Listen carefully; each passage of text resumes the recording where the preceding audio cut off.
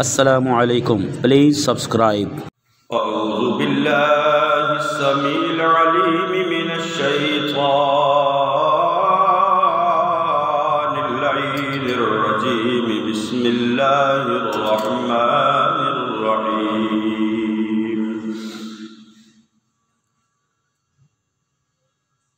والذی جاء بالصدق وصدق به أولئك هم المتقون.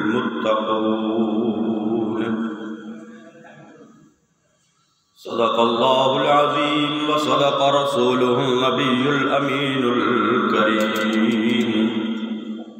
إن الله وملائكته يصلون على النبي يا أيها الذين آمنوا صلوا عليه وسلموا تسليما. الصلاة والسلام عليك يا رسول الله وعلى آلك وأصحابك يا حبيب الله. الصلاة والسلام عليك يا نبي الله وعلى آلك وأصحابك يا خير خلق الله. مولاي صل وسلم دائما أبدا على حبيبك خير الخلق كلهم. محمد سيد الكونين والثقلين والفريقين من عرب ومن عجم. مولاي صل وسلم دائما أبدا على حبيبك خير الخلق كلهم. ثم الرضا عن أبي بكر وعن عمر. ثم الرضا عن أبي بكر وعن عمر وعن علي وعن عثمان ذي الكرم. مولاي صل وسلم دائما أبدا على حبيبك خير الخلق كلهم. حضرات، اللہ رب العالمین احکم الحاکمین کی حمد و ثنا کہ وہ تمام کائنات کا خالق ہے، مالک ہے، رازق ہے، اور انگنت مرتبہ، بے شمار مرتبہ، کروڑہا مرتبہ درود و سلام آقا نامدار حضور مدنی تاجدار شفیع روز شمار احمد مختار حبیب پروردگار صلی اللہ تعالی علیہ وآلہ وسلم کی ذات بابرکات پر پیش کرنے کے بعد اس وحدہ لا شریک کی بارگاہ میں دعا ہے کہ خالق کائنات اپنے محبوب کریم صلی اللہ تعالی علیہ وآلہ وسلم کی تمام امت کی خیر فرمائے، امت پر رحم و کرم فرمائے، اور امت کو جو درپیش مسائل ہیں، جو پریشانیاں ہیں، اللہ ان پریشانیوں کو امت مصطفیٰ سے دور فرمائے. عزیزان گرامی، ماہ جمادی الثانی اور تذکرہ اور عظمت و شان خلیفہ اول افضل البشر بعد الانبیاء بالتحقیق جناب سیدنا ابو بکر صدیق رضی اللہ تعالی عنہ گزشتہ جمعۃ المبارک کو شان ابو بکر صدیق جو قرآن مقدس کی آیات بینات سے جو ظاہر ہے اس کو بیان کیا گیا، اور وقت کی کمی کے پیش نظر وہ موضوع مکمل نہ ہو سکا، تو آج کی گفتگو بھی شان ابو بکر صدیق قرآن مقدس کی روشنی میں، قرآن پاک کی روشنی میں، یعنی قرآن آیات کے اندر جو حضرت ابو بکر صدیق رضی اللہ تعالی عنہ کی شان و عظمت کو بیان کیا گیا ہے، اسی کے حوالے سے آج کی گفتگو۔ عزیزان گرامی، یہ تو قرآن مقدس ہے جو اللہ رب العالمین احکم الحاکمین نے اپنے آخری نبی جناب محمد الرسول اللہ صلی اللہ تعالی علیہ وآلہ وسلم پر نازل کیا۔ اس قرآن میں نبی کریم صلی اللہ تعالی علیہ وآلہ وسلم کی عظمت و شان کا ذکر ہے، محبوب کریم صلی اللہ تعالی علیہ وآلہ وسلم کی آل کی عظمت و شان کا ذکر ہے، میرے محبوب کے اصحاب کی عظمت و شان کا ذکر ہے، میرے محبوب کی امت کی عظمت و شان کا ذکر ہے،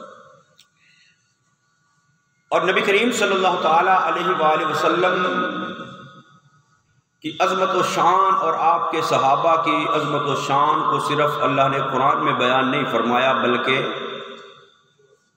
قرآن مقدس سے پہلے جو آسمانی کتابیں تورات، انجیل اور زبور، ان کے اندر بھی اللہ نے اپنے محبوب کی عظمت و شان کو بھی بیان فرمایا، اور محبوب کے صحابہ کی عظمت و شان کو بھی بیان فرمایا۔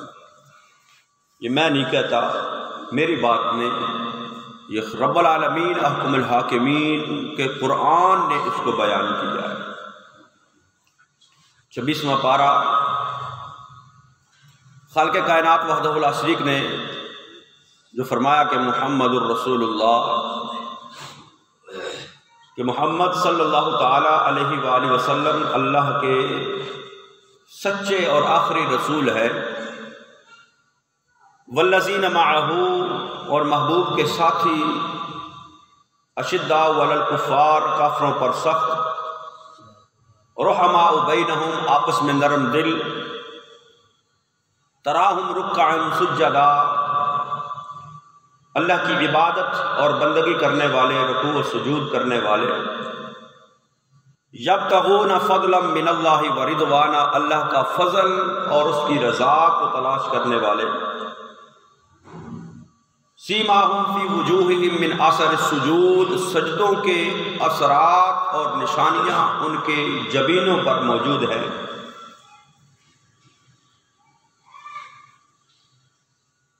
ذالک مثلہم فی التوراۃ ومثلہم فی الانجیل، اللہ فرماتا ہے کہ اس بات کو، اس تذکرے کو ہم نے تورات اور انجیل میں بھی ذکر کیا۔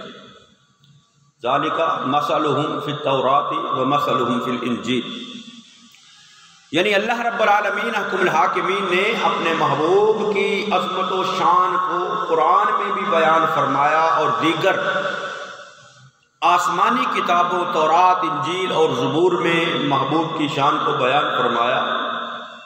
محبوب کے تذکرے آسمانی کتابوں میں کیے، اور صرف محبوب کے تذکرے ہی نہیں بلکہ محبوب کے صحابہ کے تذکرے بھی اللہ نے قرآن میں بھی بیان فرمائے اور دیگر آسمانی کتابوں میں بھی ذکر فرمائے۔ تو نبی کریم صلی اللہ تعالی علیہ وآلہ وسلم کے صحابہ میں سے سب سے افضل شان، سب سے افضل مقام اور سب سے اعلیٰ مرتبہ جس ہستی کا ہے اس کا نام ہے ابو بکر صدیق رضی اللہ تعالی۔ تو اللہ رب العالمین احکم الحاکمین نے محبوب کے صحابہ کی شان و عظمت کو قرآن مقدس میں کھول کھول کر بیان کیا۔ کچھ آیات ایسی ہیں جن میں اللہ نے اجتماعی طور پر تمام صحابہ کا ذکر اور تذکرہ کیا، اور کچھ آیات ایسی ہیں جن میں اللہ نے فردن فردن بھی ان کا ذکر کیا، ان کی عظمتوں کو، ان کی شانوں کو۔ گزشتہ جمعۃ المبارک کو جو ایک آیہ کریمہ قرآن مقدس کی ہجرت کے حوالے سے پیش کی کہ رب العالمین احکم الحاکمین نے فرمایا ثانی اثنین اذ ہما فی الغار اذ یقول لصاحبہ، کہ حضرت بکر صدیق رضی اللہ تعالی عنہ کی صحابیت وہ مسلمہ صحابیت ہے کہ جس کو اللہ نے قرآن میں ذکر فرمایا، اور قرآن مقدس کو اگر پڑھا جائے سمجھا جائے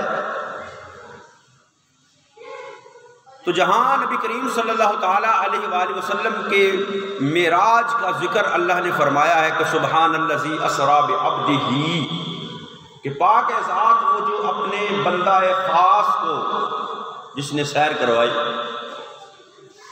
یہاں عبد ہی سے مراد صرف اور صرف ذات مصطفیٰ صلی اللہ تعالیٰ علیہ وآلہ وسلم، ویسے تو سارے انسان ہی اللہ کے بندے ہیں، لیکن جو بعبد ہی کا خاص لفظ ہے یہ نبی کریم صلی اللہ تعالیٰ علیہ وآلہ وسلم کے ساتھ خاص ہے، کسی اور کے لیے یہ لفظ نہیں ہے۔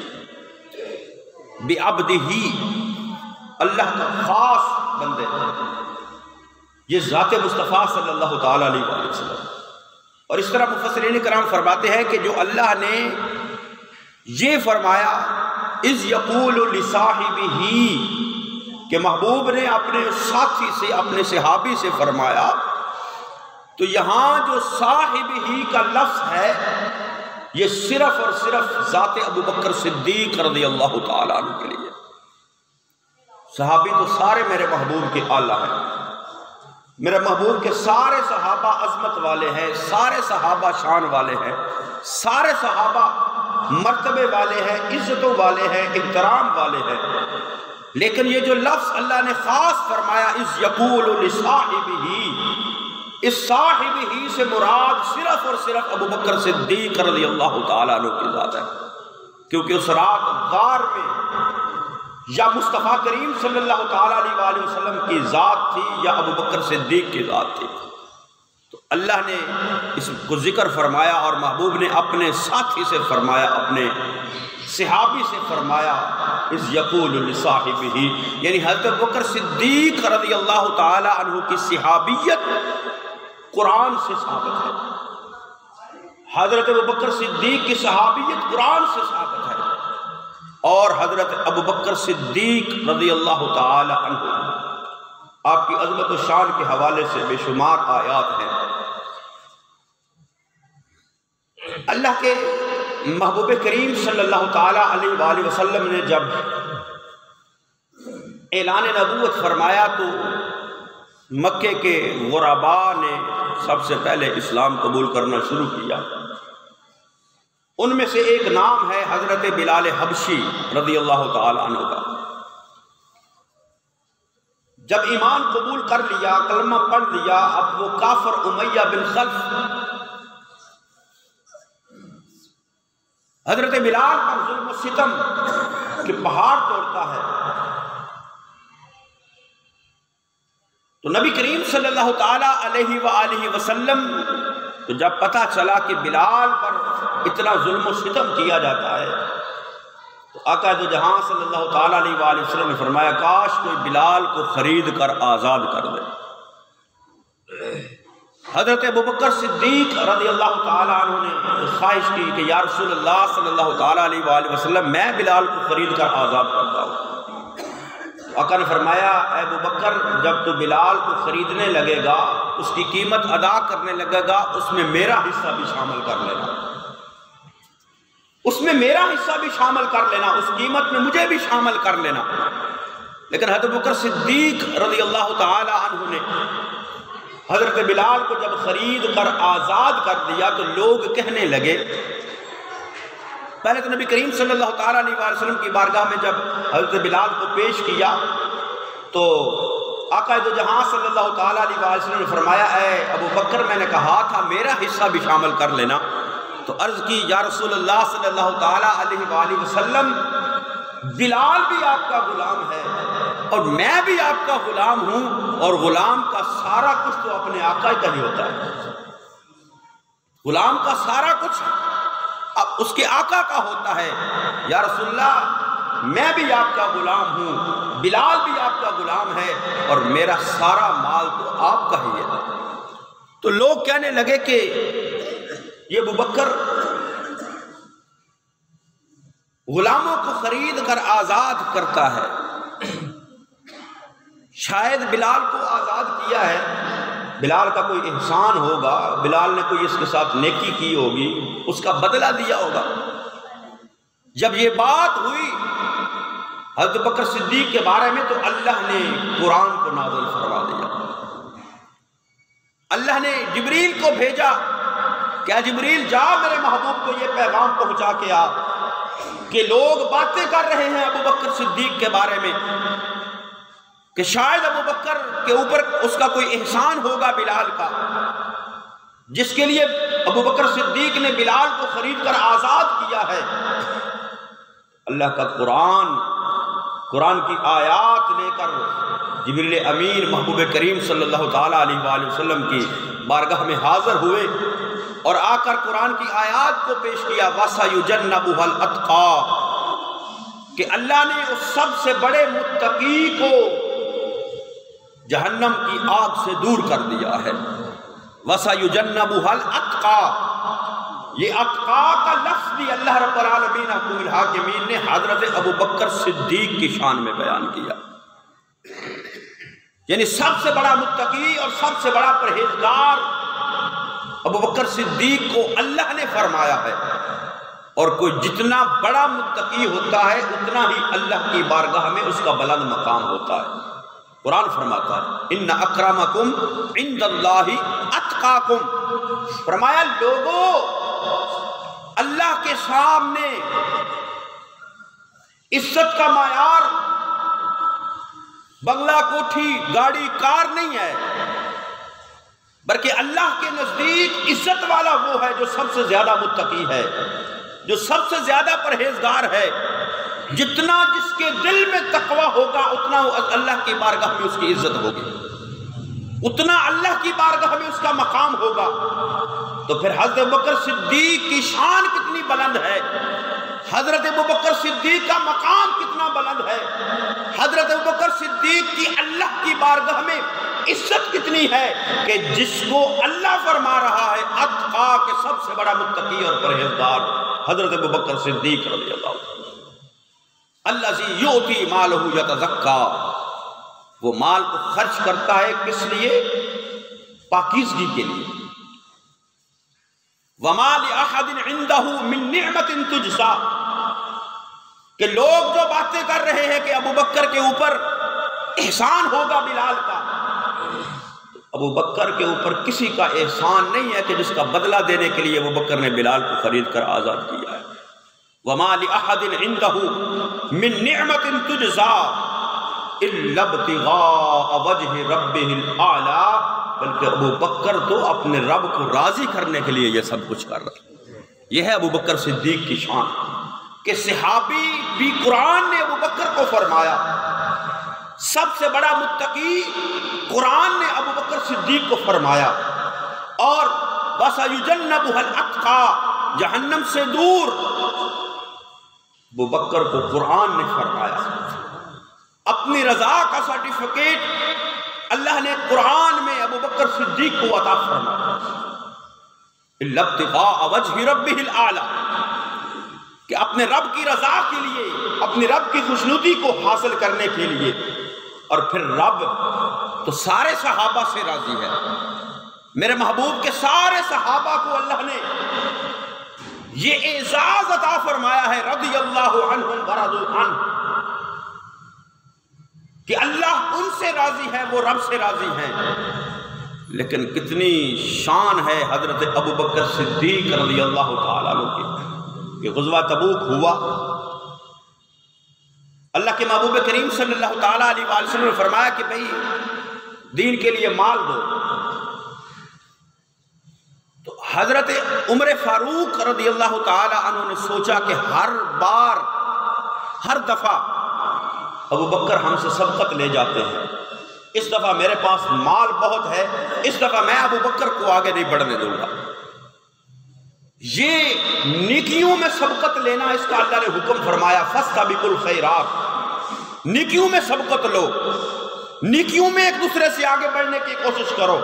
ایک شخص 5 نمازیں پڑھتا ہے، تم کہو کہ میں یہ 5 پڑھتا ہے، میں 6 پڑھوں گا، میں تہجد کے ساتھ پڑھوں گا۔ یہ 6 پڑھتا ہے، میں 7 اور 8 پڑھوں گا، میں اشراق اور چاشت نہیں پڑھوں گا۔ یہ ہے نیکیوں میں سبقت لینے کا حکم اللہ نے ارشاد فرمایا۔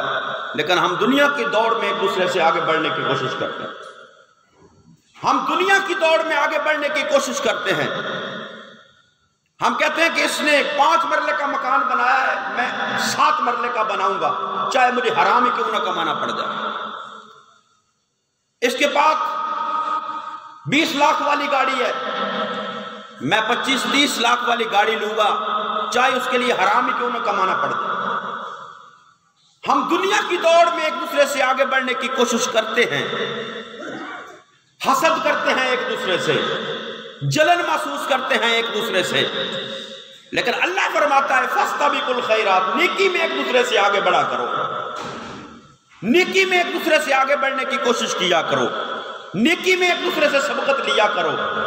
تو حضرت عمر فاروق نے دل میں سوچا کہ اس دفعہ میں جو ہے نا ابو بکر صدیق سے بڑھ جاؤں گا، میں ابو بکر صدیق سے اس دفعہ زیادہ مال دوں گا۔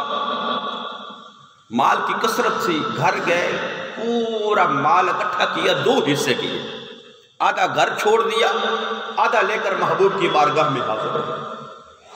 مال زیادہ تھا اور دل میں یہ خوش تھے کہ آج میں ابو بکر سے بڑھ جاؤں گا۔ حسد نہیں تھا، یہ تھا کہ میں نیکی، اس دفعہ میں نیکی زیادہ کروں گا، نیکی کرنے کا جذبہ تھا۔ تھوڑی دیر گزری کہ ابو بکر صدیق آئے، ٹاٹ کا لباس پہنا ہوا ہے، ببول کے کانٹے لگائے ہوئے ہیں، گھر کا سارا مال، حتیٰ کہ روایات میں آتا ہے دیواروں پر ہاتھ مار کر دیکھا کہیں کوئی سوئی بھی لگی نہ رہ جائے۔ گھر کا سارا مال لیا، محبوب کے قدموں پر لا کر نچھاور کر دیا۔ جب سارا مال قدموں پہ لا کر نچھاور کر دیا تو پوچھا نبی رحمت صلی اللہ تعالیٰ علیہ وآلہ وسلم نے، اے عمر کتنا مال لے کر آئے ہو، کتنا گھر چھوڑ کر آئے ہو؟ عرض کیا یا رسول اللہ صلی اللہ تعالیٰ علیہ وآلہ وسلم آدھا لے آیا ہوں، آدھا گھر چھوڑ آیا ہوں۔ جب باری آئی ابو بکر صدیق رضی اللہ تعالیٰ عنہ، پوچھا ابو بکر کیا لے کر آئے ہو؟ عرض کیا یا رسول اللہ صلی اللہ تعالیٰ علیہ وآلہ وسلم جو کچھ تھا سب کچھ لے کر آ گیا ہوں، جو کچھ تھا سب کچھ لے کر آ گیا ہوں۔ میرے محبوب نے فرمایا اے ابو بکر گھر والوں کے لیے کیا چھوڑ کر آیا ہے؟ ما ابقیت لأہلک، اے ابو بکر گھر والوں کے لیے کیا چھوڑ کر آیا ہے؟ عرض کیا ابقیت لہم اللہ ورسولہ، میں گھر والوں کے لیے اللہ اور اس کا رسول چھوڑ کر آیا ہوں۔ یہ اس وقت کی بات ہے جب رسول اللہ صلی اللہ تعالیٰ علیہ وآلہ وسلم کا نام اللہ کے ساتھ لینے کو شرک نہیں تھا کہا جاتا۔ آج جب ہم کہیں کہ ہمارے اوپر اللہ اور اس کے رسول کا کرم ہے، اللہ اور اس کے رسول کا فرض جو ہے وہ ہمارے اوپر فضل ہے، اللہ اور اس کے رسول کی مہربانی ہے، فوراً شرک کا فتویٰ ٹھوک کے لگا دیا جاتا ہے کہ اللہ کے ساتھ رسول کو ملا دیا۔ یہ اس وقت کی بات ہے جب رسول اللہ صلی اللہ تعالیٰ علیہ وآلہ وسلم کا نام اللہ کے ساتھ لینے سے شرک نہیں تھا ہوتا، شرک کے فتوے نہیں تھے لگتے۔ اور پھر وہ بات بھی مصطفیٰ کریم کے سامنے ہو رہی ہے، مصطفیٰ سامنے موجود ہے۔ عرض کیا اب کی تو لہم اللہ ورسولہ، سونا سب کچھ لے کر آ گیا ہوں، گھر والوں کے لیے اللہ اور اس کے رسول کو چھوڑ آیا ہوں۔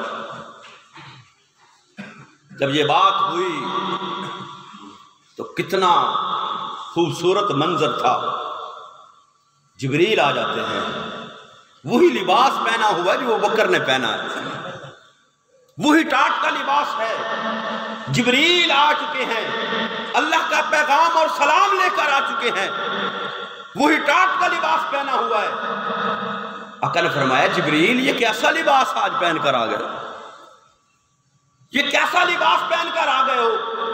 عرض کیا یا رسول اللہ صلی اللہ تعالیٰ علیہ وآلہ وسلم صرف میں نے نہیں پہنا ہوا، آسمانوں کی طرف نگاہ اٹھائے، آسمان کے سارے فرشتوں نے یہی لباس پہنا ہوا۔ اللہ نے اعلان کیا ہے کہ آج میرے یار کے یار نے جو لباس پہنا ہے، آسمان والوں سارے نورانی لباس اتار کر میرے یار کے یار کی ادا کو تم بھی اپنا لو۔ سارے فرشتے یہی لباس پہنے ہوئے ہیں۔ اور عرض کیا یا رسول اللہ صلی اللہ تعالیٰ علیہ وآلہ وسلم اللہ کا پیغام بھی ہے ابو بکر کے نام ایک، کیا پیغام ہے؟ عرض کیا یا رسول اللہ صلی اللہ تعالیٰ علیہ وآلہ وسلم اللہ فرماتا ہے ابو بکر سے پوچھئے تو صحیح ذرا، یہ سب کچھ دے کر اپنے رب پہ راضی ہے کہ نہیں؟ یہ سب کچھ دے کر اپنے رب پہ راضی ہے کہ نہیں؟ ارے ہم تو اللہ کی رضا چاہتے ہیں، ہم چاہتے ہیں ہمارا رب ہم سے راضی ہو جائے۔ ارے ابو بکر کی کتنی شان ہے، اللہ پوچھ رہا ہے، اے محبوب ابو بکر سے پوچھو کیا ابو بکر ہم پہ راضی ہے کہ نہیں؟ کیا ابو بکر نے سب کچھ دے دیا ہے؟ اپنا سب کچھ۔ بندے کو تین چیزیں پیاری ہوتی ہیں، تین چیزیں، میں ہوں، آپ ہوں، کوئی بھی انسان ہے، اس کو تین چیزیں پیاری ہوتی ہیں۔ ایک اس کو مال پیارا ہوتا ہے، ایک اس کو اولاد پیاری ہوتی ہے، ایک اس کو اپنی جان پیاری ہوتی ہے۔ یہ تین چیزیں بندے کو پیاری ہوتی ہیں، مال، جان اور اولاد۔ ارے ابو بکر نے مال بھی محبوب کے قدموں پر لا کر قربان کر دیا، اپنی اولاد حضرت عائشہ صدیقہ کو محبوب کے نکاح میں دے کر قربان کر دیا، محبوب کی خدمت میں دے دیا۔ اور جان کی باری آئی تو غار ثور میں اس زہریلے ناگ کے سامنے ایڑی رکھ کر اپنی جان بھی محبوب پر قربان کر دیا۔ تو جب اللہ رب العالمین حکم الحاکمین نے جبریل کے ذریعے یہ پیغام پہنچایا کہ اے محبوب ابو بکر سے پوچھئے کیا سب کچھ دینے کے بعد ابو بکر اپنے رب سے راضی ہے کہ نہیں؟ جب محبوب کریم صلی اللہ تعالیٰ علیہ وآلہ وسلم نے اللہ کا یہ پیغام جبریل کے ذریعے آنے والا ابو بکر صدیق تک پہنچایا کہ اے ابو بکر وہ رب پوچھتا ہے کہ ابو بکر سے پوچھو کیا وہ رب پہ راضی ہے کہ نہیں؟ ابو بکر صدیق کی آنکھوں میں آنسو آ گئے، عرض کیا یا رسول اللہ صلی اللہ تعالیٰ علیہ وآلہ وسلم انا الربی رادن الربی رادن، اے سونا میں اپنے رب پہ راضی ہوں، میں اپنے رب پہ راضی ہوں، میں اپنے رب پہ راضی ہوں، کیونکہ میرے پاس جو کچھ ہے انا ومالی لکا یا رسول اللہ، سونا میں بھی تیرا غلام ہوں، میرا مال بھی تیرے قدموں پر قربان ہے۔ اور انا ومالی لکا یا رسول اللہ، اے اللہ کے محبوب کریم صلی اللہ تعالیٰ علیہ وآلہ وسلم میرا مال بھی آپ کے لیے ہے، میری جان بھی آپ کے لیے ہے، میں خود بھی آپ کا غلام ہوں۔ ایک شاعر کی قلم اٹھتی ہے، وہ کیا کہتا ہے؟ کیا پیش کروں تجھ کو، کیا چیز ہماری ہے، کیا پیش کروں تجھ کو، کیا چیز ہماری ہے، یہ دل بھی تمہارا ہے، یہ جان بھی تمہاری ہے۔ عرض کیا سونا میری جان بھی آپ پر قربان ہے، میرا مال بھی آپ پر قربان ہے، میرا سب کچھ آپ پر قربان ہے، اور میں اپنے رب سے راضی ہوں۔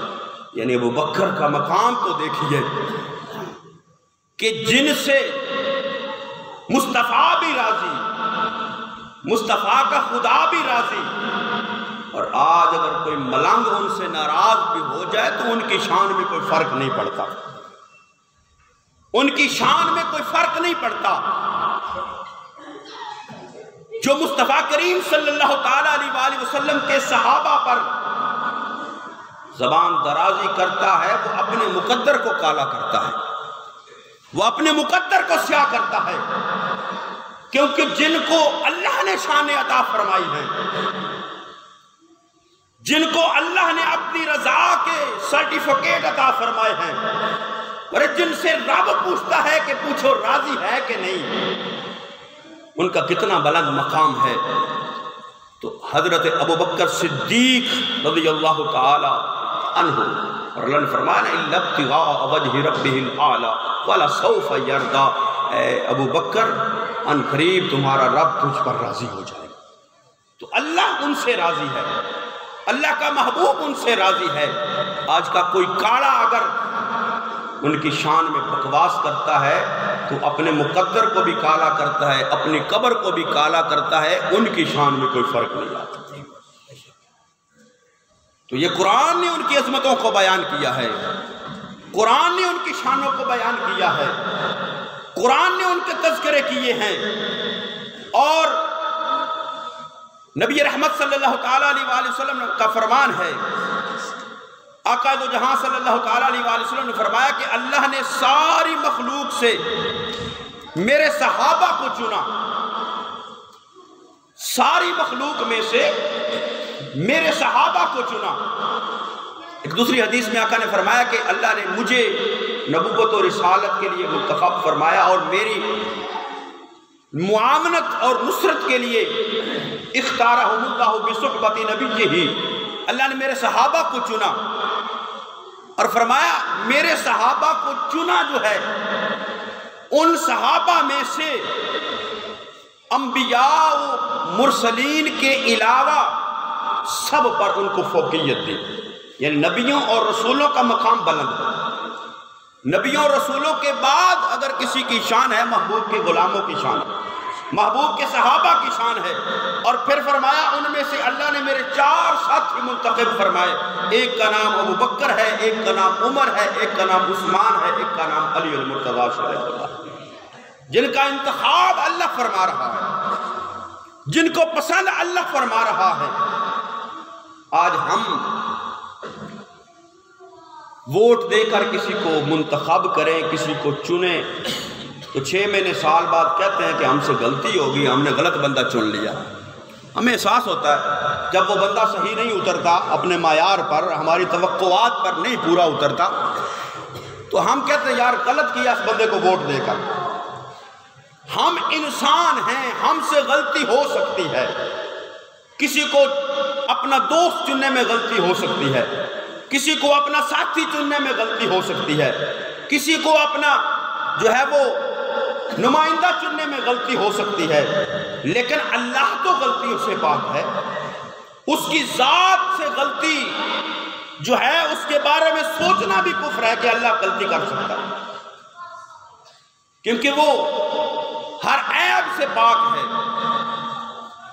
تو جس کو رب نے چنا، اب ہم اس میں اگر نقص نکالیں گے تو پھر اس میں نقص نہیں، وہ رب کے انتخاب میں نقص ہوگا، وہ رب کے انتخاب میں نقص ہوگا۔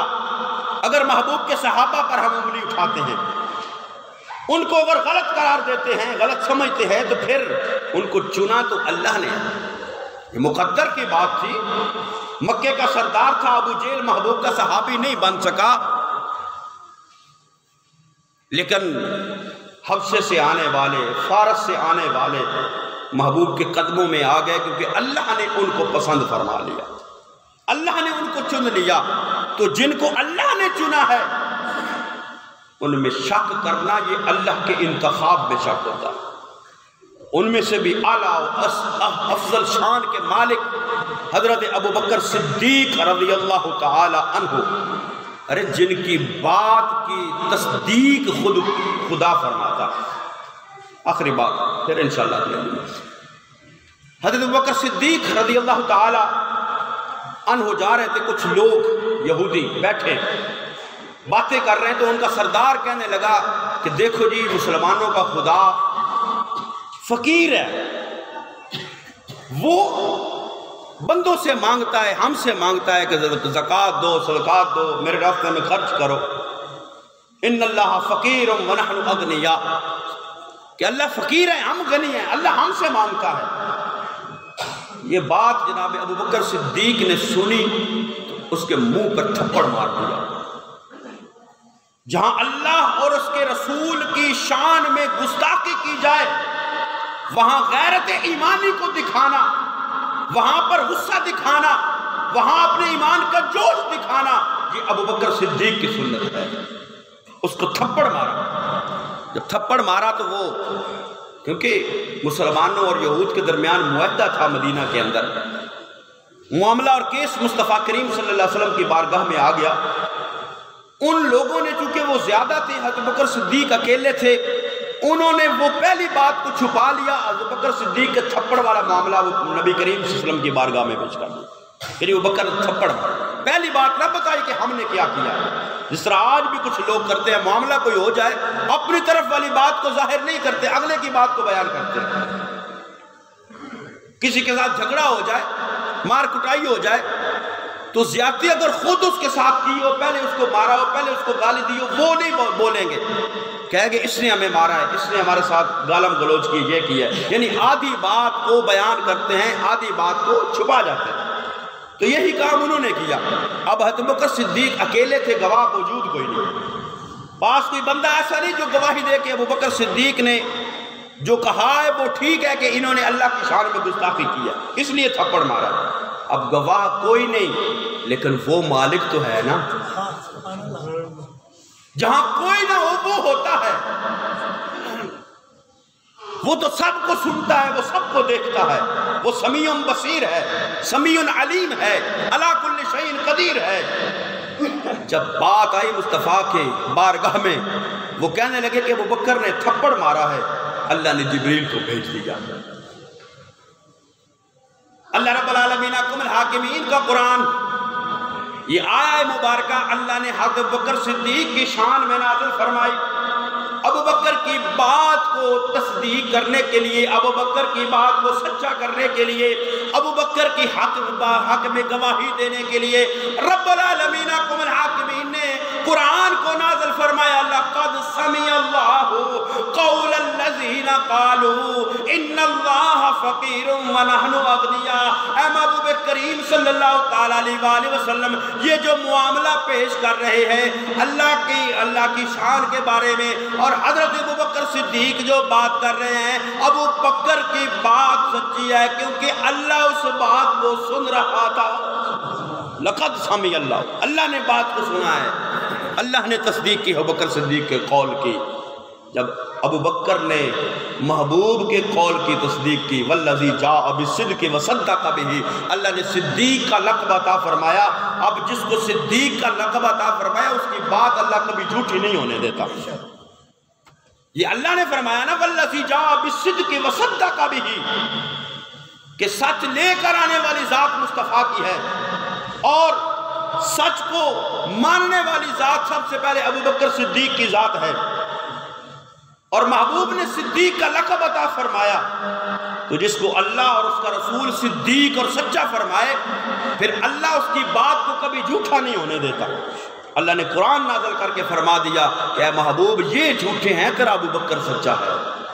ابو بکر کو اللہ نے قرآن میں سچا فرمایا، قرآن میں متقی فرمایا، قرآن میں اللہ نے صحابی فرمایا، قرآن میں ان کی شانوں کو بیان فرمایا، قرآن میں ان کی عظمتوں کو بیان فرمایا، قرآن میں ان کو اپنی رضا کا سرٹیفکیٹ عطا فرمایا، قرآن میں ان سے راضی ہونے کا حکم ارشاد فرمایا۔ جب اتنی شانیں اللہ نے ان کو عطا فرمائی ہیں تو جو ان کے ساتھ وابستہ ہو جائے گا اللہ ان کو بھی شانیں عطا فرمائے۔